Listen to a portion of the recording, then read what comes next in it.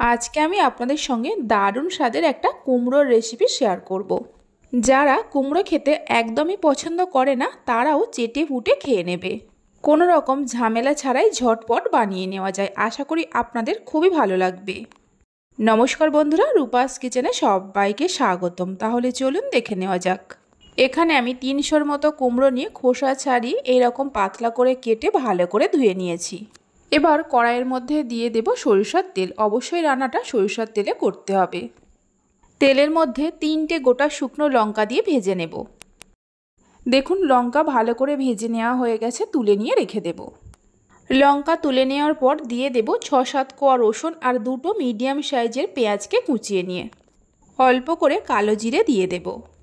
Medium ফ্লেমে পেঁয়াজ আর রসুনকে একটু লালচে করে ভেজে নেব। 5 থেকে 6 মিনিট সময় ধরে ভেজে নিয়েছিলাম। দেখুন পেঁয়াজ আর রসুন ভালো করে ভেজে নেওয়া হয়ে গেছে। এবার তুলে নিয়ে রেখে দেব। কেটে রাখা কুমড়োগুলো এই তেলের মধ্যে দিয়ে দেব। কুমড়ো তেলের মধ্যে দেওয়ার পর অল্প করে নুন আর অল্প একটু হলুদের গুঁড়ো দিয়ে দেব। নুন আর হলুদের গুঁড়োটা দেওয়ার পর ভালো করে কুমড়োর সঙ্গে মিশিয়ে নিয়ে গ্যাসের ফ্লেমটা লো টু মিডিয়ামে করে কিছুক্ষণ ঢাকা দিয়ে রান্না করে নেব। এইভাবে কুমড়োর ভর্তা বানালে খেতে ভীষণই ভালো হয়। একবার না বানিয়ে খেলে বুঝতে পারবেন না। বাড়িতে বানালে খেয়ে কেমন লাগলো অবশ্যই আমাকে কমেন্ট করে জানাবেন। ঢাকা দিয়ে 3 থেকে 4 মিনিট সময় ধরে রান্না করে নিয়েছিলাম। ঢাকা খুলে একটু নাড়াচাড়া করে নেব।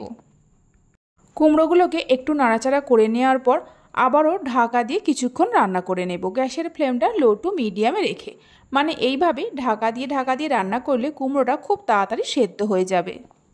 আরও 4 থেকে 5 মিনিট সময় ধরে রান্না করে নিয়েছিলাম। দেখুন কুমড়োগুলো খুব ভালোভাবে সেদ্ধ হয়ে গেছে। ভেজে নেওয়া এই কুমড়োগুলো একটা প্লেটের মধ্যে তুলে রেখে ঠান্ডা হতে দেব। কুমড়োগুলো ঠান্ডা হয়ে যাওয়ার পর যে লঙ্কা 3টে ভেজে রেখেছিলাম নুন দিয়ে প্রথমে গুঁড়ো করে নেব। আমি 3টে লঙ্কা নিয়েছি। আপনারা চাইলে লঙ্কার পরিমাণটা বাড়িয়েও নিতে পারেন, আবার কমিয়েও নিতে পারেন, তবে ভর্তা একটু ঝালঝাল খেতে বেশি ভালো লাগে। নুন দিয়ে লঙ্কাটা গুঁড়ো করে নেওয়ার পর সব কিছুকে খুব ভালো করে মেখে নিতে হবে। রেসিপি ভালো লেগে থাকলে লাইক, শেয়ার ও সাবস্ক্রাইব করে পাশে থাকবেন। সব কিছু যখন খুব ভালো করে মেখে নেওয়া হয়ে যাবে, আরও একটা কাঁচা লঙ্কাকে কুচিয়ে নিয়ে দিয়ে দেব। আপনারা চাইলে অল্প করে ধনেপাতা কুচিও দিতে পারেন। কুমড়োর এই ভর্তাটা ভাত, রুটি, পরোটা সব কিছুর সঙ্গে খেতে অসম্ভব ভালো লাগে।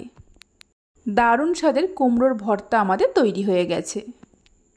তাহলে চলুন ভিডিওটা আমি এখানেই শেষ করছি। আপনারা সবাই ভালো থাকবেন, সুস্থ থাকবেন। ধন্যবাদ।